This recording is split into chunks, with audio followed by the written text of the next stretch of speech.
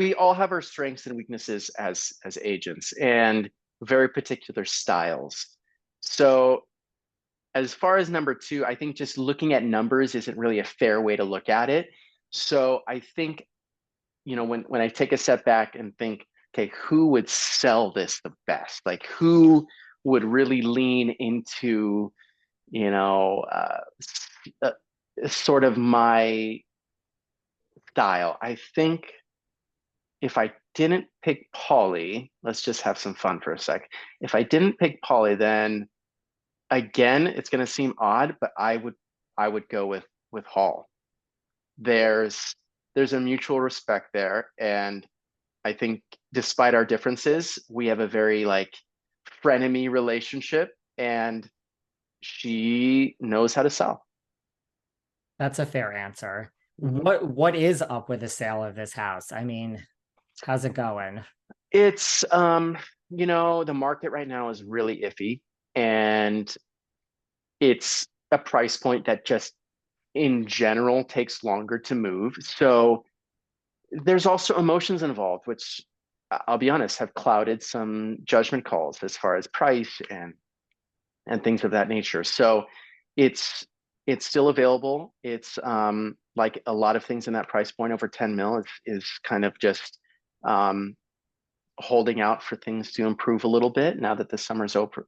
Hopefully it does, but it's so tough, and it's so funny.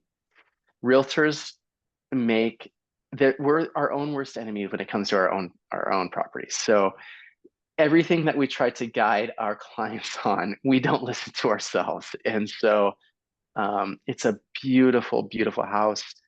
I think it really just embodies everything that Newport Beach and OC has to offer as far as lifestyle, being on the water.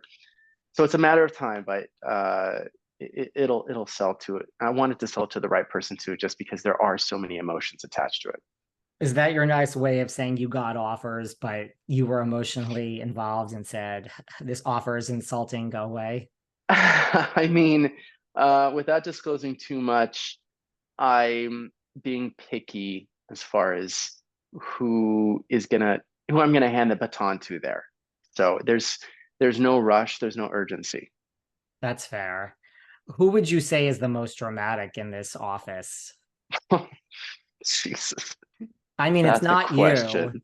No, I hope not. Otherwise, I don't know if we'd have a show, David. But I think we all have our moments. You know, I'm gonna err on the side of Hall again. I don't think there's a day where we're in the office together where she doesn't freak out about something, and not necessarily something bad or good. It's just, yeah, I think in general, the most dramatic crown definitely has to go to Hall. I could see that. What I does your mean, mom? just today we were in the office and like she brought her little dog Gus Gus, and he had the zooming, he was running all over the place, and all of a sudden I think I'm in the kitchen and I hear Hall scream bloody murder, and I thought, okay, something happened. No, it's just her dog jumped on her lap. It's just that's just who she is, you know. You tend to be more even keeled. Yes, very much so. What does your mother, we've seen your mother on the show, your wife, like what do your mother and your wife, like what do they think about, listen, you're an entrepreneur, you're a real estate guru, now you're like a reality TV star. Like what do they think of this newfound fame of yours, or life, I should say? You know, fully supportive. My wife is just so weirded out by it all, just because I was the last person that anyone, my friends or family, would have ever suspected to be on a show like this. I'm a workaholic, and when this all sort of fell into my lap, they were like, "Wait, what? You didn't even have Instagram 2 years ago, and now you're like." So it was just a curveball to my wife, and same for my mom. But both uber supportive. They love to be a part of it. I think they're both themselves great on camera, and we have a lot of fun.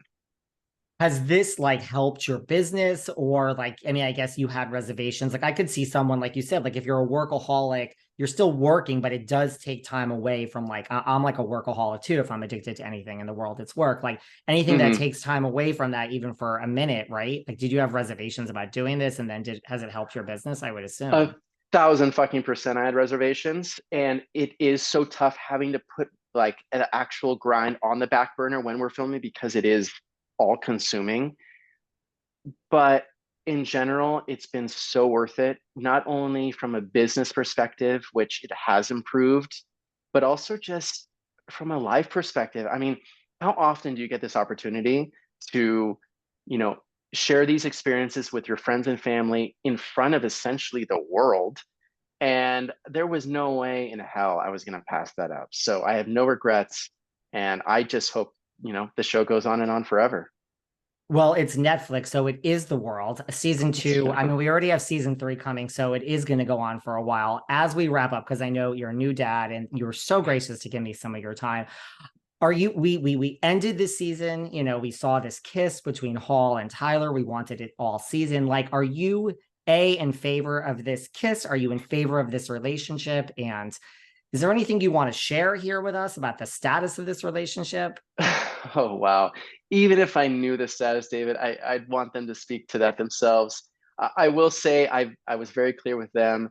I love them both individually. I think office relationships are messy as hell, but bless your heart if you want to give it a shot. As far as the status, I have no idea. I'm friends with them. They don't talk about it.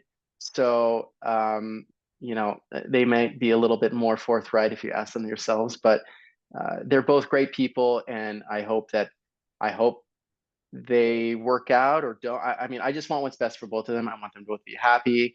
And I know, Tyler's had a hell of a past couple of years with his divorce.